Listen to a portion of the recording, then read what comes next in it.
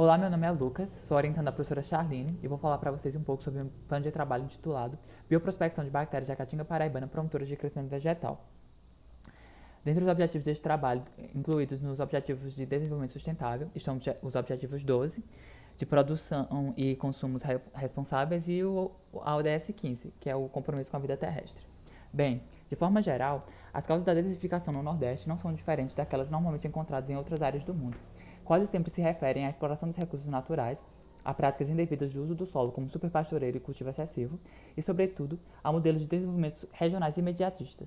O aumento da intensidade do uso do solo e a redução da cobertura vegetal nativa tem levado à redução da sua fertilidade, o que demonstra a fragilidade desse ecossistema. Não obstante, o uso de fertilizantes químicos, juntamente com o melhoramento genético, propiciou um aumento expressivo na produtividade de diversas culturas agrícolas. Entretanto, o Brasil ocupa a quarta colocação entre os maiores países consumidores de fertilizantes no mundo. E essa dependência da agricultura em relação aos fertilizantes químicos é motivo de enorme preocupação, principalmente em relação aos riscos para o meio ambiente quando utilizados em demasia. As propriedades físicas e químicas do solo podem sofrer danos irreversíveis devido à exploração agrícola intensiva. Nesse contexto, o uso de bactérias promotoras de crescimento vegetal e de biofertilizantes é uma medida a ser considerada, uma vez que propicia tanto a diminuição e inibição dos processos de desertificação do bioma, quanto a manutenção do sistema agrícola local de forma sustentável, que é a principal atividade econômica dos sertanejos. As bactérias promotoras de crescimento vegetal promovem o crescimento de plantas por meio de vários mecanismos como a produção de fitohormônios, solubilização de fosfatos, fixação de nitrogênio atmosférico, produção de siderófilos ou antagonismo a organismos fitopatogênicos. Este projeto tem como objetivo isolar bactérias da Caatinga paraibana, selecionar as promissoras em promoverem o crescimento vegetal e identificar as bactérias selecionadas. Quanto à metodologia, em janeiro de 2020 foi feita a coleta das amostras do solo no interior do estado da Paraíba, no sítio Santa Rita, na cidade de Joca Claudino. O local era anteriormente utilizado para a plantação de espécimes de milho e feijão. Entretanto, no momento da coleta, a área estava coberta de uma pequena vegetação típica desta região, como pode ser observado na figura 4. O método utilizado foi a amostragem aleatória simples, onde foram coletadas amostras de 5 pontos distintos do terreno, em zigue-zague, com profundidade de 10 cm, com aproximadamente 300 gramas cada, desprezando a camada superficial do solo. Em seguida, foi medida a temperatura do solo nos 5 pontos de retirada, encontrando-se entre 35 e 37 graus Celsius. As amostras foram guardadas em sacos plásticos enumerados, mantidas sob refrigeração e logo em seguida encaminhadas em caixas térmicas ao Laboratório de Bioengenharia da Universidade Federal da Paraíba.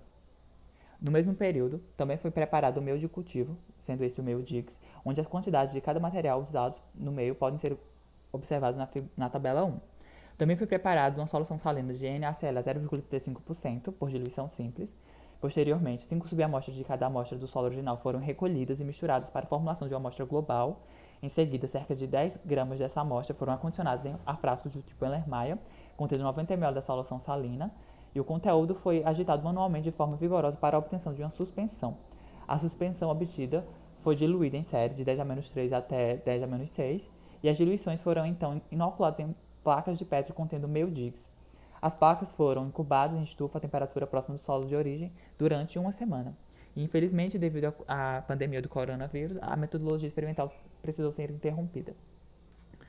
Os resultados da primeira tentativa de isolamento de bactérias podem ser visualizados na figura 6. A análise levou a acreditar que a inoculação sofreu uma provável contaminação, uma vez que é evidente a discrepância no comportamento de crescimento bacteriano entre as placas contendo a mesma suspensão diluída incorporada ao meio Dix. Portanto, esses resultados seriam descartados e, em seguida, uma nova tentativa de isolamento seria feita.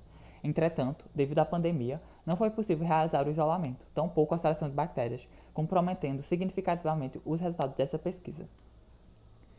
Diante da insuficiência de dados experimentais, os objetivos gerais e específicos do trabalho não puderam ser atendidos. Entretanto, diante do apresentado em todo o escopo do trabalho, é importante concluir que pesquisas sobre micro-organismos promotores de crescimento vegetal já são uma realidade, e pesquisas como essa devem continuar sendo validadas e incentivadas, a fim de encontrar soluções cada vez mais eficazes e ecologicamente corretas para o desenvolvimento socioambiental e econômico. Meus agradecimentos à Propesc, UFPB e CNPq.